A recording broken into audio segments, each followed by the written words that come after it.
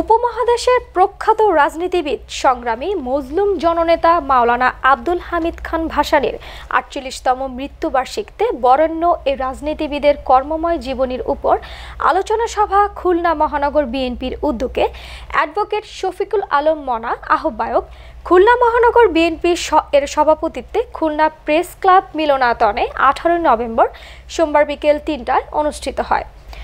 আলোচনা সভার প্রধান অতিথি বিএনপি চেয়ারপারসনের উপদেষ্টা মণ্ডলীর সদস্য কবি আব্দুল হাই শিকদার, প্রধান আলোচক বাংলাদেশের জাতীয়তাবাদী দলের তথ্য সম্পাদক আজিজুল বারী হেলাল, আলোচক বিএনপির জাতীয় নির্বাহী কমিটি ও সাবেক সংসদ সদস্য শেখ মুজিবুর রহমান উপস্থিত ছিলেন।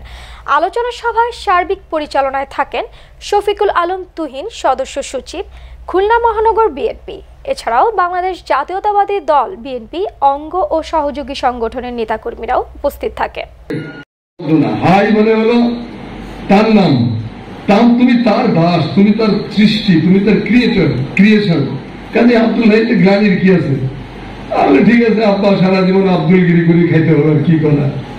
আমি আসলে সারা জীবন আব্দুল গিরি করেই খেলাম, কোন সমস্যা হয়নি। তো সেই মৌলানা ভাসানীর সাথে এইটুক দিলাম এই জন্য যে যাতে আমার সাথে এত মৌলানা ভাসানীর রিলেশনের এই পটভূমিটা জানা থাকে আপনাদের।